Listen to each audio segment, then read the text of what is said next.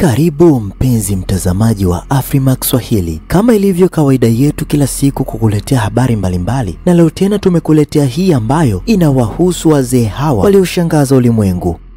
Primordial dwarfism ni moja ya kundi la magonjwa yanayosababisha ucheleweshaji wa ukuaji wa mtu tangu akiwa tumboni. Watoto walio na ugonjwa huu hukumbwa na changamoto za ukuaji wa viungo vyao, jambo linalowafanya kuwa na muonekano tofauti. Watu hao nao waona wameishi kwa zaidi ya miaka 100, wamekuwa single kwa muda wote wa maisha yao. Wanajulikana kwa sababu ya umbo lao na vile namna wanavyocheka.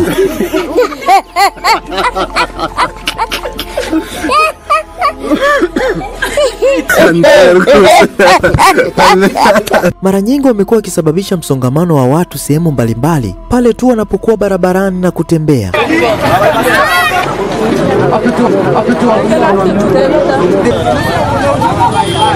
Amafoto abandi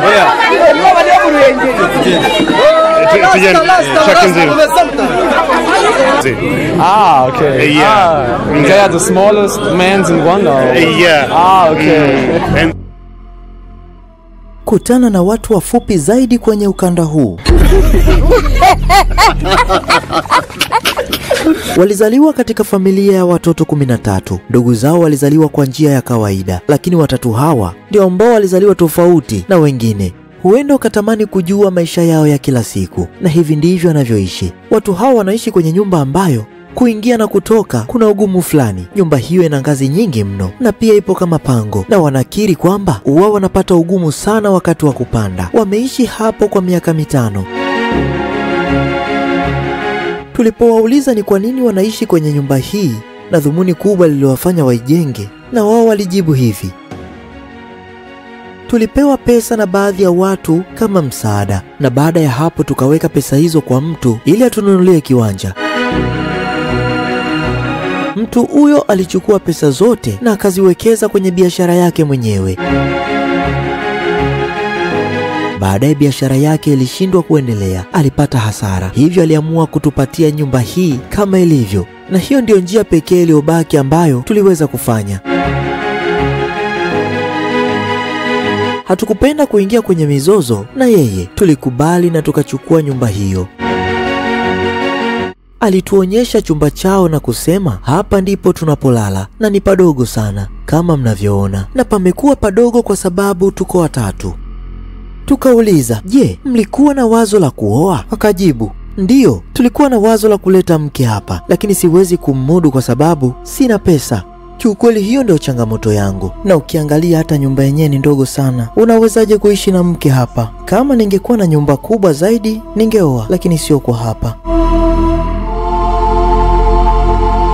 Tukamuuliza Peter, je, bado uko single? Wakajibu, ndiyo, bado niko single. Hujaoa bado? Ndiyo, sijaoa. Na Paul pia anasema kwamba bado yupo single, hajaoa bado, lakini anazidi kupambana. Huenda mwaka ujao akapata mke, na pia anasema atatualika kwenye harusi yake. Je, ni kwa nini haukutaka kuoa? Na yeye alijibu kwamba sikutaka kuoa kwa sababu wanawake wengi wamekuwa ni wababe sana, hivyo ninaofia wanaweza wakanipiga. Ni shughuli gani unaweza kufanya? Nilikuwa na kazi, lakini bosi wangu alikuwa akiniambia nikae tu siku nzima. Labda alifanya hivyo kwa sababu aliniona mimi nina hekima ya kutosha kutokana na umri wangu, na alikuwa akitaka nikae tu huku nikiongea na wateja. Uko mbibona ni imbaraga nyeya. Kwa mimi nadhani ni kwa sababu ya umri mkubwa. Kwa yeye anaweza kukaa na kufanya kazi ndogo ndogo, na hiyo ni kutokana na kwamba wao ni dhaifu sana kutokana na umri wao na hata maumbile yao.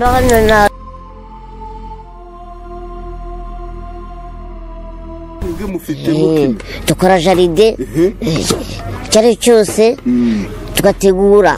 Tulipowauliza ni kitu gani ambacho anafikiria kinachoweza kubadilisha maisha yao kabisa kutoka hali moja hadi nyingine, na hivi ndivyo alivyojibu: kama tulivyosema hapo awali, tunahitaji uhuru. Sisi tumekuwa tukilala kitanda kimoja, na kiukweli kila mtu ni lazima awe na cha kwake mwenyewe. Hatuna choo, hatuna sehemu ya kuogea, yani bafuni. Sasa kutokana na changamoto zote hizo tulizokuwa nazo, tunaweza tukawa na mipango mingine zaidi ya hiyo. Hatuna mahitaji muhimu kwenye maisha yetu. kiukweli hatupo comfortable kabisa na maisha tunayoishi. Anasema kwamba kwa mimi shida ambayo naona ni kubwa sana ambayo tunayo ni nyumba. Nyumba yetu ni ndogo mno. Naomba tu watu wangeweza kutujengea nyumba ili tuweze kuishi kwa uhuru na amani. Hatuna kingine zaidi ya hilo. Je, umewahi kupata muda wako na kuimba? Hapana, tunaimba tu kanisani. Basi na sisi tulimwomba aweze kutuimbia kidogo, na hivi ndivyo alivyoimba.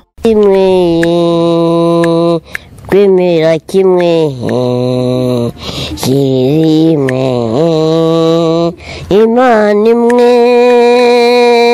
Imana y'ubyeyi kwemera kimwe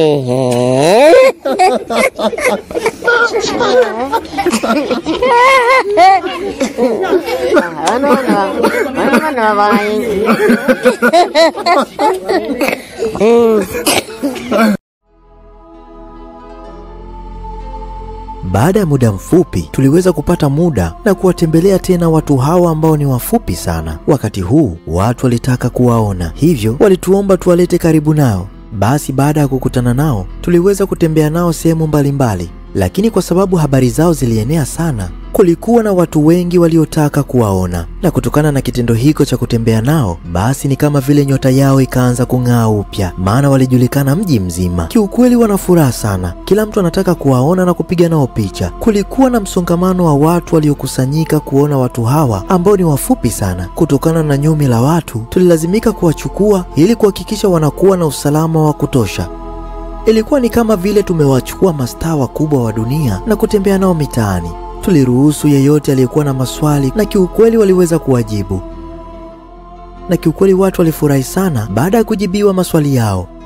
Wengi wao walikuwa wakiuliza nani mkubwa, na wao walikuwa wakisema mkubwa ni Andrew, akifuatiwa na Paul, na wa mwisho kabisa ni Peter. Je, wameoa? Wakajibu hapana. Na majibu hayo waliyatoa, umati wote ukawa unasikia. Kuna mtu akasema nataka kuolewa na mmoja wenu. Basi Paul akajibu kuwa yuko tayari, na umati wa watu ukazidi kushangilia. Kama mnavyoona, kuna watu wengi tofauti wanaotaka kuwaona wazee hawa ambao ni wadogo sana. Kila mtu anavutiwa na kuwaona. Watu wengi walikuwa wakiwaona kwenye majukwaa tofauti kama vile kwenye TV na vituo vingine, lakini leo ndoto zao zimekwenda kutimia baada ya kuwaona wafupi hawa live kwa macho yao. Kila mtu anataka kupiga nao picha.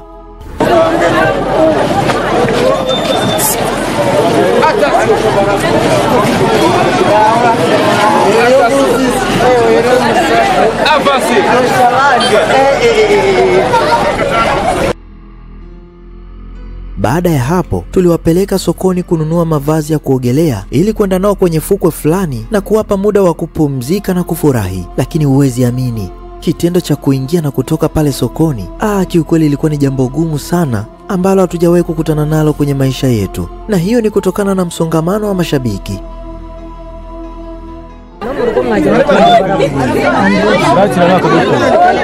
Na mwishowe tuliweza kutoka na kufanikiwa kuondoka. Shukrani kwa mashabiki wote waliowashangilia kwa bashasha. Na sasa tunaelekea bichi, lakini huwezi amini watu wanaendelea kutufuata. Ni kwa sababu sisi ni mastaa.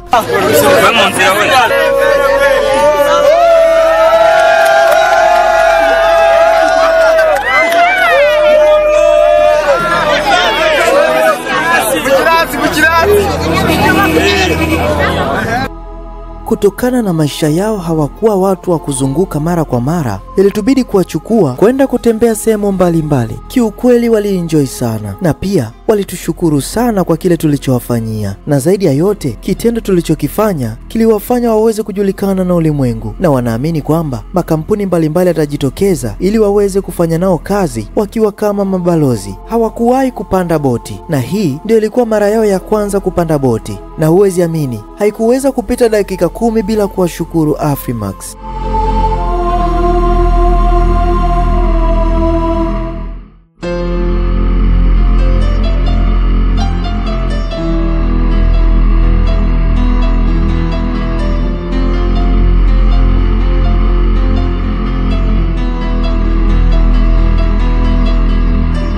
Waliweza kuulizwa kutokana na mambo yote yaliyofanyika siku ya leo, yani tangu nyumbani mpaka hapa, na vile namna tulivyotembea mji mzima, walichukuliaje? Na wao walijibu kwamba tangu asubuhi kiukweli kila kitu kimekuwa cha ajabu sana kwetu. Kiukweli tumefurahi kuona watu wengi wakitufuata na kutushabikia. Ni kitu ambacho ni nadra sana kwa watu wengi, lakini sisi ustaa hatuja utafuta, bali umetufuata wenyewe. Na pia huenda Mungu alivyotuumba hivi kuna kusudi lake, na siku mambo yakibadilika watu wataona tu. Parangije araza arambwira ati ngwino nk'akazi mwana wanje.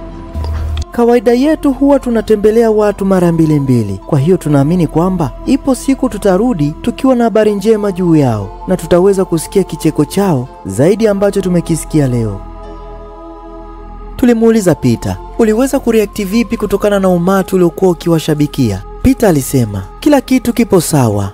Akasema kwamba si unaona watu wengi wamekuwa wakifurahi kwa ajili yetu, mpaka ikafikia wakati mtu akasema kwamba anataka kuolewa na mmoja wetu. Japokuwa amesema vile, sisi hatukuchukulia jambo lile kuwa ni serious sana. Tulihisi ni kama utani, kwa sababu hata namna alivyoongea tu ni dhahiri kwamba ilikuwa ni kama utani.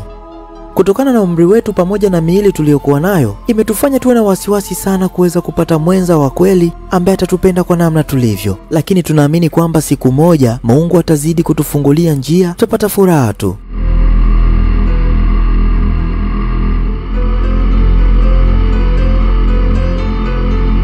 Tukiwa kama Afrimax, kazi yetu ni kutengeneza tabasamu kwa watu waliovunjika moyo. Hivyo tulijitahidi kuwafanya wawe na furaha angalau mara moja tu kwenye maisha yao, na wanashukuru sana kwa tukio hili.